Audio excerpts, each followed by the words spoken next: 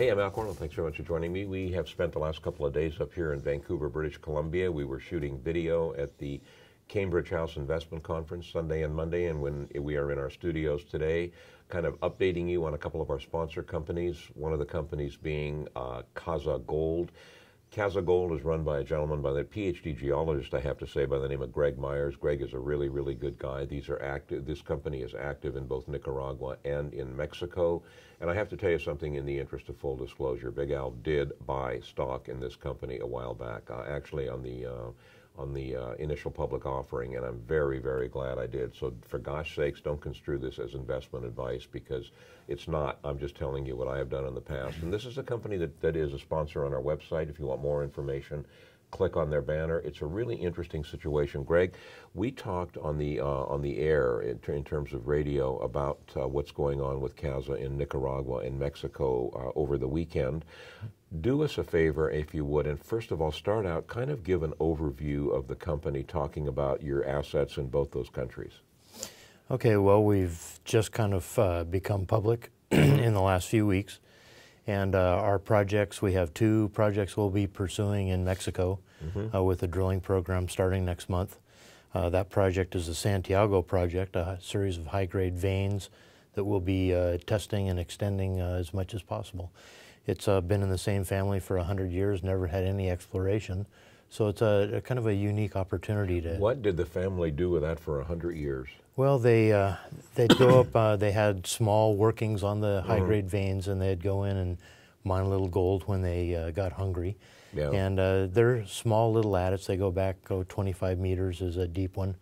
So it's a kind of a nice little operation for them. How'd you guys find that? Well, it was a property that an ex-men, a former ex-men property, and they had acquired it but never done any work.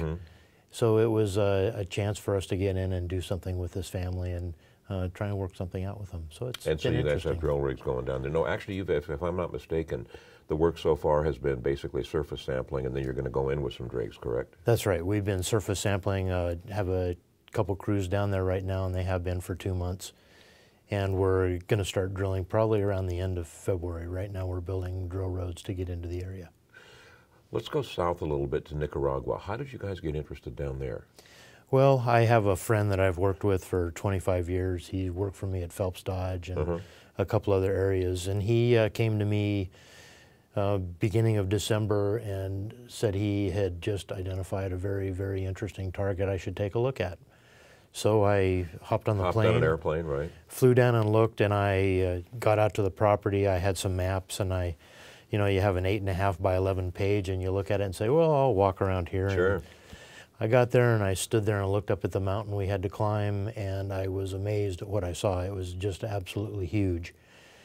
And started hiking, and every rock we looked at was altered, and every rock that we looked at had interesting potential mineralization to it. And after 4 hours of hiking, I realized I was only about a quarter of the way into the target area. Wow. So I realized I had tiger by the tail. So that's kind of how we got introduced to it. I immediately knew it was something we had to try and acquire. So I talked with my friend and his associates, and we were able to come to terms and strike a deal, so to speak. Yeah. What exactly are you guys doing down there right now?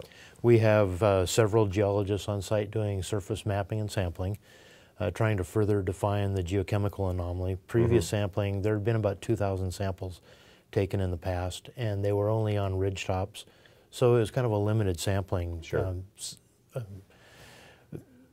array that we had. So we tried to expand that, and that's what we're doing now. So now, if I'm not mistaken, chatting with you over the weekend at the show, you were saying that in terms of your efforts, you're really not focusing necessarily specifically in Nicaragua or in Mexico. You're kind of working both areas concurrently. That's right. We have 3 separate projects operating at the same time right now, 2 in Mexico and Nicaragua. Okay. If I were to ask you, for example, what do you plan specifically to do for the remainder of 2011, which is damn near a year at this point? Basically exploration work, correct? That's right. We'll be drilling all 3 projects in the course of the year, and a lot of surface work on all 3 as well. So really defining targets, making sure that we're drilling the right ones, and then making sure we drill. How'd you get involved with Caza Gold? I mean, Brad Cook is an old friend of mine, and I know he only brings really qualified people to the team, and I know that you're really qualified. But how did you guys get together? Well, I had a friend that introduced us about a year ago, and I knew they had an opportunity, and Brad talked to me about coming on and helping with Caza. It had been sitting private for a while. Yeah. And he said, why don't you come on in and help us go public? And it looked like an interesting opportunity. I looked at the projects and thought, these have some potential. We went out and looked at the projects in the field, and there was a lot more to it than what it looked like on paper. So I got excited. And the rest is history. We've hit it off very well. I really like working with Brad. The whole team, they're really good guys. Yeah. You know, I've known him for over 20 years. He's a good guy. Well, it's nice. They have a strong set of ethics, and I like working for people like that. Sure. No, me too.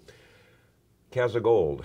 Take a look at it. If you want more information, click on the banner on our website. Let me say again, Big Al is highly biased in this situation.